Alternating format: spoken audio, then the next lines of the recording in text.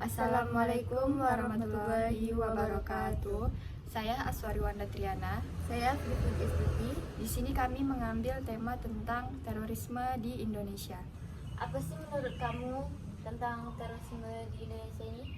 Jadi kalau menurut aku nih ya, kayak terorisme di Indonesia ini itu salah satu yang didasari oleh sikap intoleransi, di mana merusak prinsip-prinsip perdamaian dan keyakinan politik yang seharusnya menjadi fondasi bagi masyarakat yang beradab. Terus juga kayak kelompok teroris ini sering mengadopsi ideologi yang mempromosikan intoleransi terhadap kelompok lain. Mereka menganggap perbedaan sebagai alasan untuk melakukan kekerasan dan ancaman perdamaian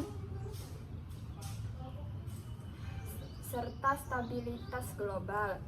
Oleh karena itu, kita juga harus melibatkan beberapa cara seperti saling toleransi dan mempromosikan pesan perdamaian serta dialog antar budaya. Dengan cara ini kita dapat berkontribusi secara harmonis dan bebas dari ancaman terorisme.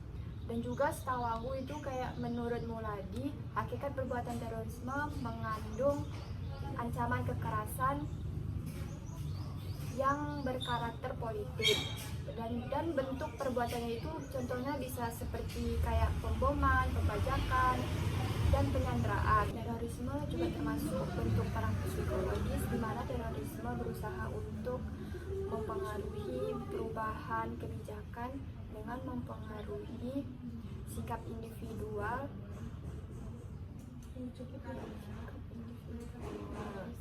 Terus dengan demikian tujuan terorisme itu untuk merugikan psikologi pada halayak umum. Ya, apa sih yang kamu ketahui tentang fungsi terorisme di Indonesia? Yang saya ketahui yaitu terorisme digunakan sebagai senjata psikologis untuk menciptakan suasana panik, tidak menentu serta menciptakan ketidakpercayaan masyarakat terhadap kemampuan pemerintahan dan memaksa masyarakat atau kelompok tertentu untuk mengatasi kehendak pelaku teror. Dari pembahasan materi kita, apa sih kesimpulannya yang bisa kamu dapat? Kesimpulannya yang saya dapat yaitu pasca kemerdekaan hingga saat ini, paling tidak Indonesia telah menghadapi 3 gelombang terorisme. Yang pertama yaitu gelombang negara Islam Indonesia, yang kedua gelombang Jamaah Islamiyah, dan yang ketiga gelombang Daulah Islamiyah. Terus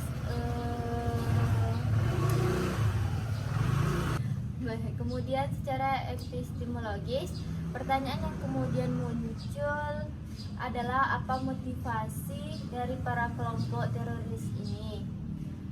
Apakah mengajarkan agama, mengajarkan kekerasan, atau hanya mengejar kekuasaan semata? Kemudian kesamaan dari fenomena global dan berbagai gelombang teror di Indonesia adalah tujuan dari kelompok ini menyebarkan ketakutan kelompok teror mampu memanipulasi 70 menyalahgunakan simbol keagamaan. Kelompok teror mendistorsi ajaran keagamaan untuk kepentingan politik. Baiklah, itu saja yang dapat kami sampaikan. Lebih dan kurang kami mohon maaf. Wabillahi taufiq wal hidayah. Wassalamualaikum warahmatullahi wabarakatuh.